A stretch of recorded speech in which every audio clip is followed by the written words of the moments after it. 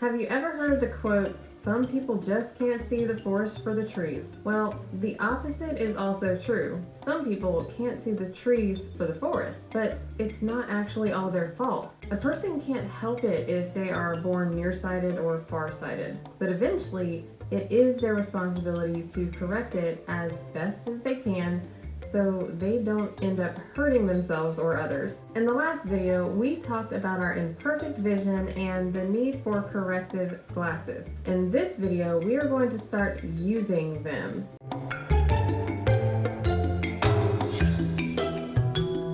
We have glaring problems in the American church, but we have gotten so used to them that we accept them as normal. Here is a big one. Most churches generally have a lot of the same types of people, and this is understandable because churches in different areas attract certain people, and the pastor is there to meet the needs of those people. Our churches tend to say that they help the blind, but normally they only recognize and acknowledge the type of blindness they attract. The pastor speaks to a particular type of blindness. In other words, if everyone around you is nearsighted and cannot see what is in the distance, it would naturally be an accepted belief that what is in the distance is always blurry. This can create hyper-focus on issues pertaining to our own communities. Everything else is pretty blurry and may as well be non-existent. I've got a question for you. Should we have eye clinics that only cater to one type of eye condition? Would VisionWorks be a successful eyeglass store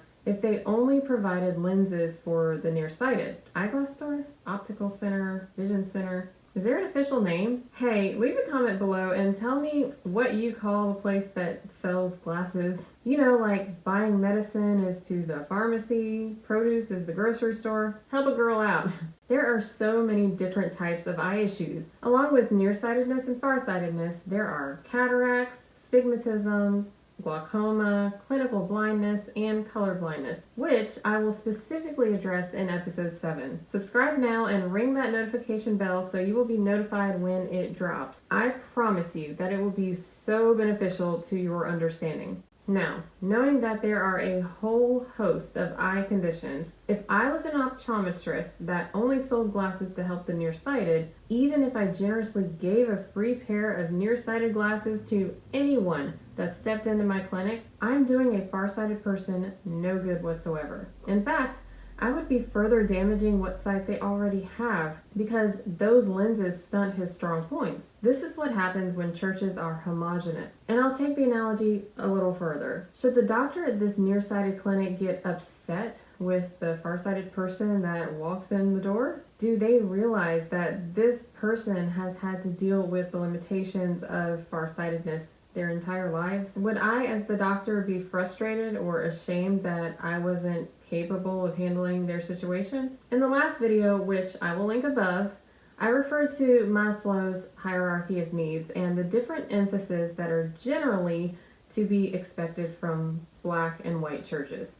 I know that there are always exceptions. In that video, I touched on the fact that historically, black churches were established under struggle and suffering here in the United States. I'm going to address that a bit more right now. Anyone who experiences traumatic events and suffering understands how small their world becomes. If you're worried about your water being shut off, affording your mother's medication, or your husband's terminal illness, you don't care about the ramifications of the Council of Nicaea. And if you are living comfortably and have time to think about your freedoms and your full potential, as seen from the perspective of Maslow's level 3 through 5, you will probably become weary of hearing repetitive lessons from the perspective of Maslow's level 1 to 2 on how to see yourself through another storm. You may even find them depressing. That would probably be natural. And actually, I've heard the like. Until you are faced with job loss and foreclosure,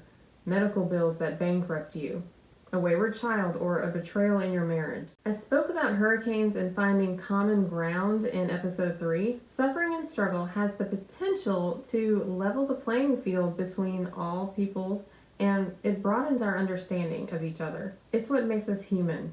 My great-grandfather was actually a doctor who treated people of all colors in segregated North Carolina, but he still couldn't walk through the front door at the stores that white people use, even if the owners came to him for medical help themselves. Now, I know he's been gone a long time, and that seems like forever ago. I've never even met him, actually, but my mom and my dad, my aunts and my uncles have had the same experience. They lived through it too. Many people of color who are still on this earth have much more traumatic encounters. A little caveat here.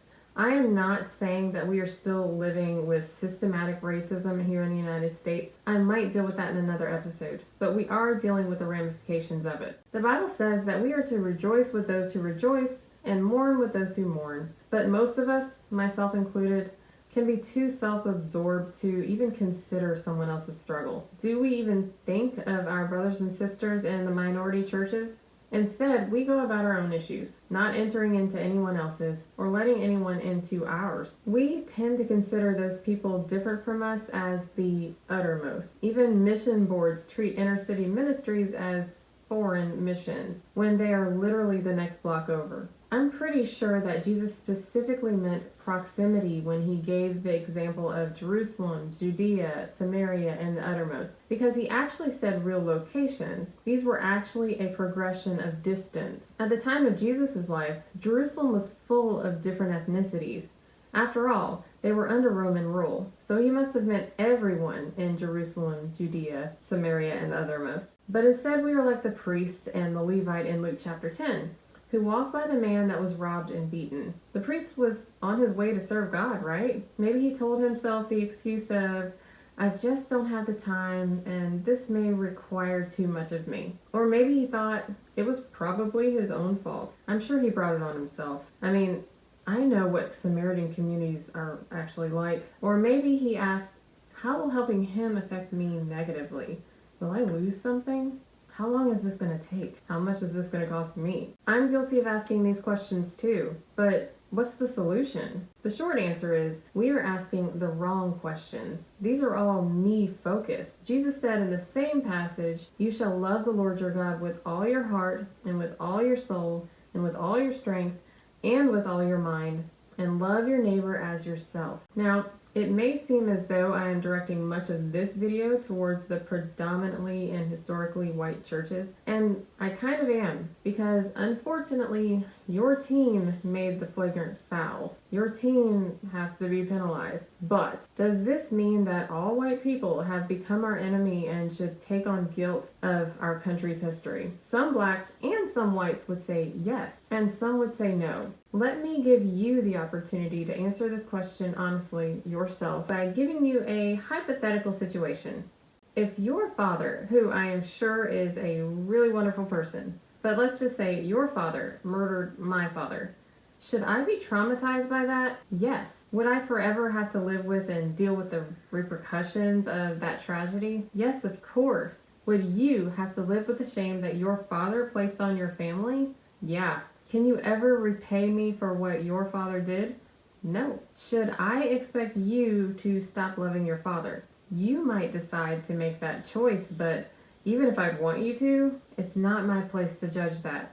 Well, could we actually become friends and move forward together? Leave me your answers in the comment section below. I want to know how you think you would personally react to that scenario. As you can see, the answer is complex. We really need wisdom and a lot more understanding before we can come to the place of reconciliation. It will take humility and a lot of work on both sides, but it is possible. I am actually so excited to begin to specifically address this topic of actual forgiveness and reconciliation between Black and white Christians in episode 10, so stay tuned. If you haven't already, please subscribe. A thumbs up and a share to your friends is the biggest compliment you can give me. Remember, this series is meant to be neutral ground for the sake of education and reconciliation within the church body. Let me know what your thoughts about or experiences have been, no matter your skin color. If you have any questions or comments regarding racial reconciliation in the church, please leave them below. And remember, this is a hard topic and life just gets hard sometimes, so remind yourself to think happy thoughts. See you in the next video.